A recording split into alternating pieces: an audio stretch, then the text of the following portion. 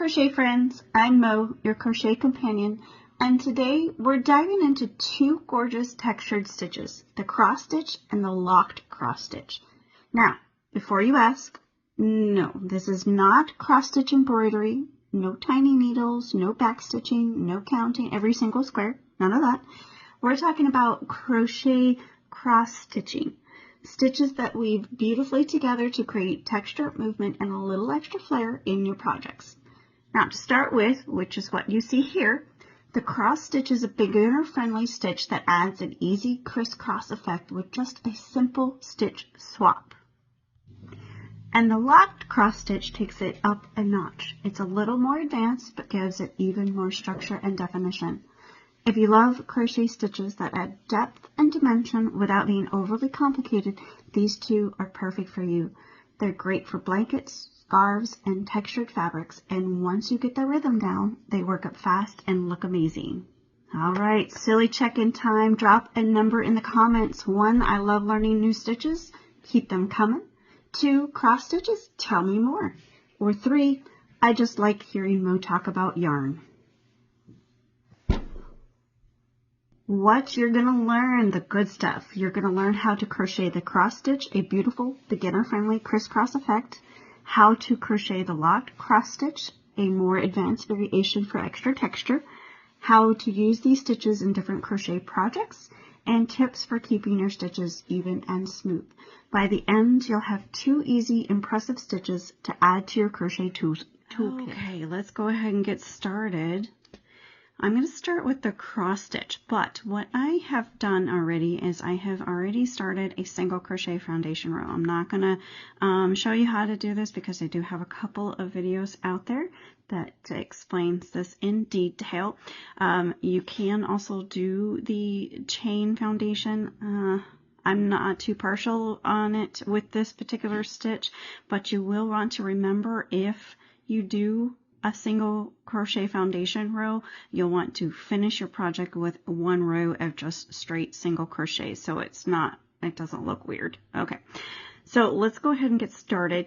You'll want to do a count of 2. So for this, I've done just 10 single crochet foundations stitches, and then we are going to do a chain of 1, then we turn. You're going to skip the first stitch. This is the part that makes it really easy. So you're just going to skip the first stitch and you're going to go into the second stitch to a single crochet. And then that single crochet that you just skipped, you're going to do a single crochet in that, thus creating the cross stitch. Now we're going to keep doing, because it's not going to reveal itself until the end of the row. So we're going to keep going. So we skip a stitch, single crochet, go back to that stitch that we skipped, single crochet, skip a stitch, make sure that we're skipping the right stitch. Yep.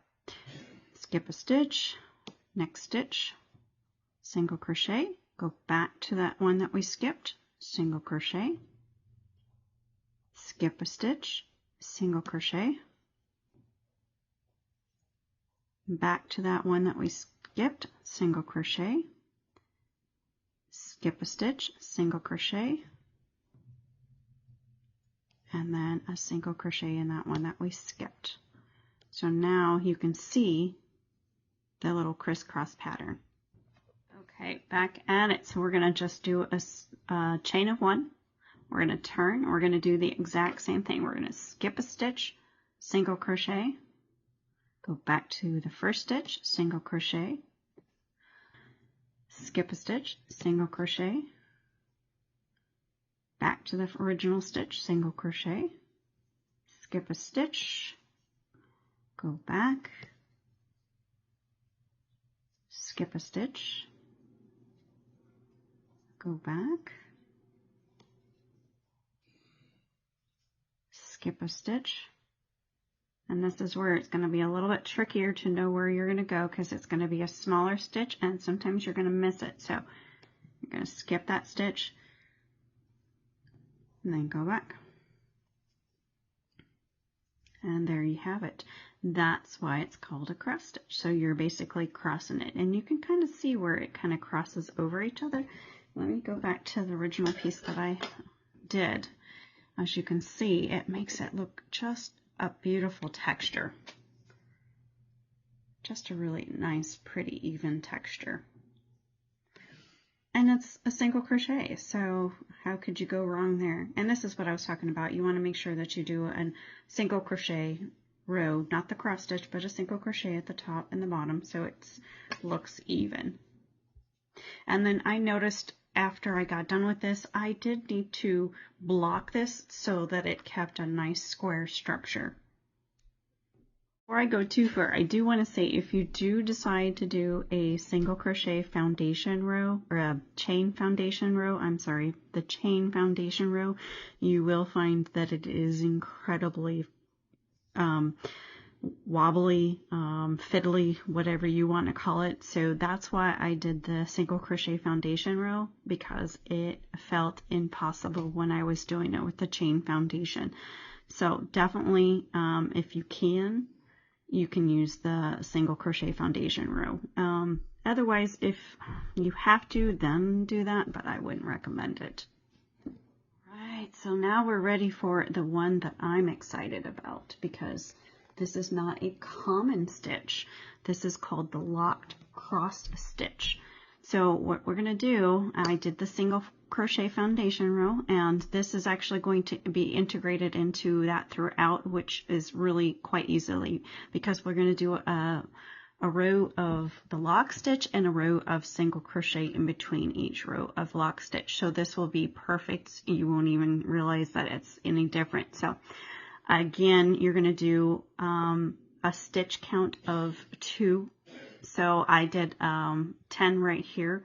My little swatch that I did 20. So we're going to do a chain of 3 because we're going to do treble crochets. So we do a chain of 3.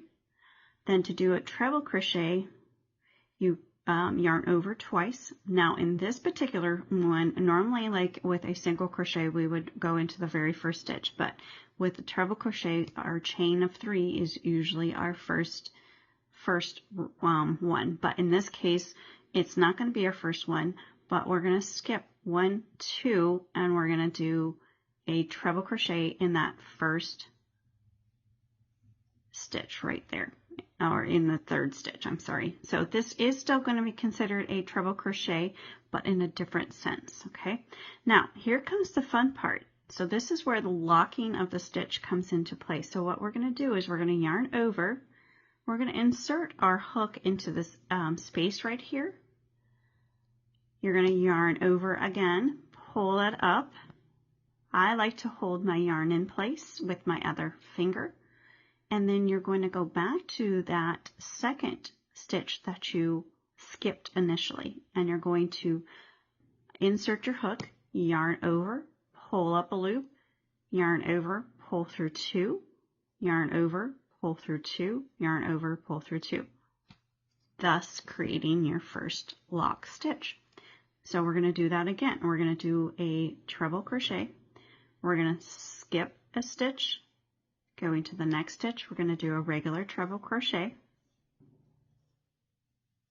And this is the lock part. We're going to yarn over, insert our hook into this space right here, yarn over, pull up that loop, hold it in place, insert our hook into that stitch that we skipped, yarn over, pull up a loop, yarn over, pull up 2, yarn over, pull through 2, yarn over, pull through 2. So we're going to skip a stitch, insert our stitch into the next one, yarn over, pull through all 3, well, not all 3, but you know, do your treble. And then one of the things that I wanted to mention here, and I almost did it in my last one, is that I almost let up too much, allowed too much looseness in my tension. So you'll want to keep that a little bit tighter when you're doing it, because otherwise it will look really wonky. All right, so we're going to yarn over, insert our hook into this little space right here, yarn over, pull it up, and then we're going to insert our hook into that missed or skipped stitch, yarn over, and this is where you want to make sure you're paying attention to your tension. Don't pull it up too high. Yarn over, pull through 2, yarn over, pull through 2. You see how that worked? And it kind of crisscrossed.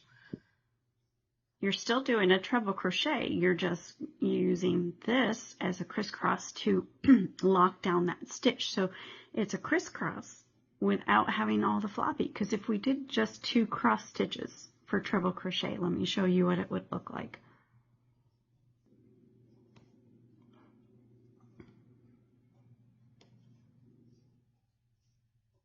While it's okay, you see how it's kind of floppy? Doesn't look as nice. So that's what that cross stitch does, or that locked cross stitch that keeps it in a nice conformed look.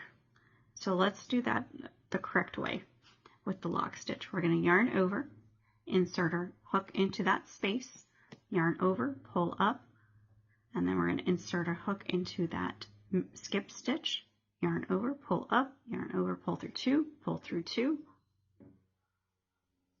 and pull through 2. There we go. Now this is going to be a little bit trickier. Did I count my stitching correctly? 1, 2, 3. Oh, yeah, that's right. I forgot. So at the end of the lock stitch, so we started off with the double crochet. We're going to end with a single lonely treble crochet.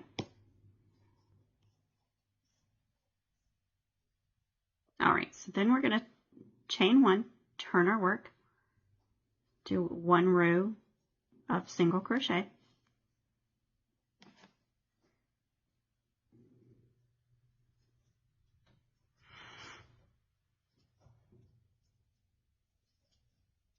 all the way across, and then we're going to do 1 more row of the lock stitch because I know this is a little bit trickier.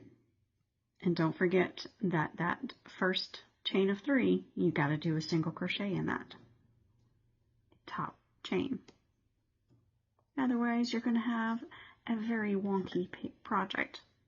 All right, so let's start it again. We're going to do a chain of 3. 1, 2, 3.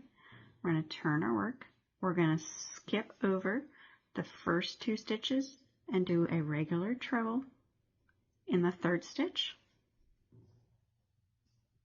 Then we're going to do that lock stitch. So we're going to yarn over, insert our hook into that empty space, yarn over, pull up, and then insert our hook into that skip stitch, yarn over, pull up a loop, yarn over, pull through 2, yarn over, pull through 2, yarn over, pull through 2. Skip a stitch into the next stitch. We're going to do a regular treble. And we're going to do the lock stitch. So yarn over, insert our hook, yarn over, pull up, insert our hook into that skip stitch, yarn over.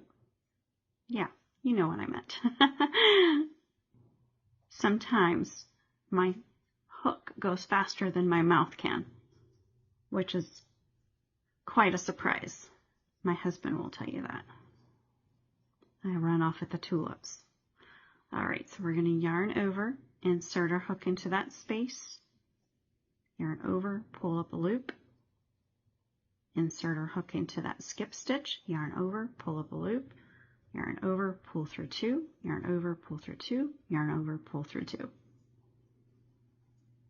Do regular treble, skipping that next stitch.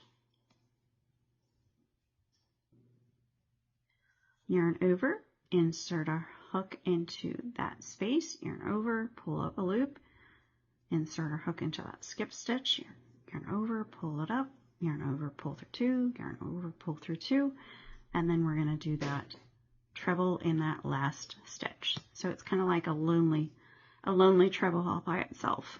Isn't that sad? So there you go.